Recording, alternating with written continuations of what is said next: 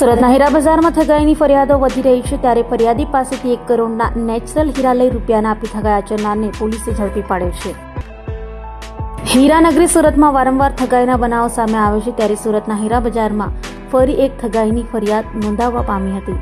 સુરતના હીરા વેપારી પાસેથી 1 કરોડ રૂપિયાના નેચરલ હીરા લઈ જઈ રૂપિયાના આપી ઠગાઈ આચરનાર ઠગ વિરુદ્ધ ફરિયાદ નોંધાતા તાત્કાલિક પોલીસે તપાસ હાથ ધરી ઠગને ઝડપી પાડી તેની વિરુદ્ધ કાયદેસરની કાર્યવાહી હાથ ધરી હતી. ઇકોનોમિક ઓફેન્સિવ વિંગ દ્વારા એક આરોપીની ધરપકડ કરવામાં આવી છે.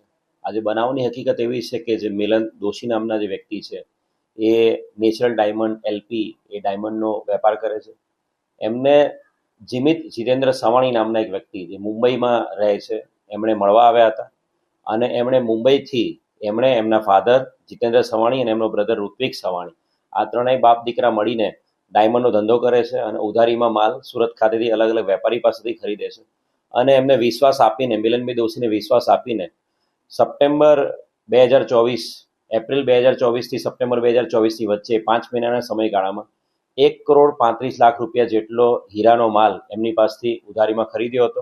ઇનિશિયલી 35 લાખ જેટલું પેમેન્ટ એમણે કરી દીધું હતું, પરંતુ સપ્ટેમ્બર 2024 પછી બાકીનું જે પેમેન્ટ છે 1 કરોડ રૂપિયા જેટલું એ પેમેન્ટ એમણે આપવા માટે ગલ્લાતલ્લા કરવા માંડ્યા હતા. કોન્સ્ટન્ટ ફરિયાદી છે એ મુંબઈ ખાતે જઈને પણ આરોપીને મળ્યો હતો. 3 આરોપીને પેમેન્ટ બાબતે એણે કોન્સ્ટન્ટ ફોન કરી રહ્યો હતો, પરંતુ આરોપીઓએ પૈસા આપવા માટે સદંતર ના પાડી હતી. એમણે એમના ફોન બંધ કરી દીધા હતા અને ફરિયાદીનો ફોન નંબર પણ બ્લોક કરી દીધો હતો. બનાવની ગંભીરતાને ધ્યાને રાખીને પોલીસ કમિશનર ગેહલોત સાહેબ દ્વારા આ જે ફરિયાદી છે એની અરજીની તપાસ સુરત શહેર ઇકોનોમિક ઓફેન્સ વિંગમાં આપવામાં આવી હતી અને તલસ્પર્શી તપાસ કર્યા બાદ આ બનાવ અનુસંધાને ઓગસ્ટ 2025માં ગુનો દાખલ કરવામાં આવ્યો હતો.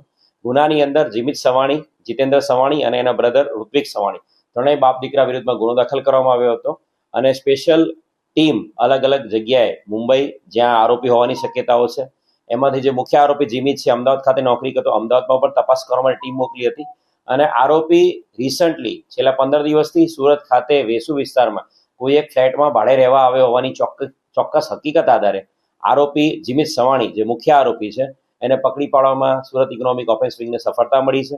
આરોપી જે છે એ રિસન્ટલી છેલ્લા 1 વર્ષથી એ આ જે બનાવ બન્યો ત્યારબાદ અમદાવાદ ખાતે કોઈ કંપનીમાં જોબ પર લાગી ગયો હતો અને છેલ્લા 15 દિવસથી સુરત ખાતે આવીને અહીંયા ભાડે રહેવા માંડ્યો હતો અને આરોપીને જીમિત સવાણી છે એને પકડી પાડવામાં આવ્યો છે. આ ગુનામાં અન્ય 2 આરોપી જીતેન્દ્ર સવાણી અને જીમિતના બ્રધર ઋત્વિક સવાણી એ બંને હજુ પણ પોલીસ પકડથી દૂર છે અને ભવિષ્યમાં આ આરોપીને પણ પકડી પાડવા માટે ટીમ અલગ અલગ જગ્યાએ રવાના કરવામાં આવશે.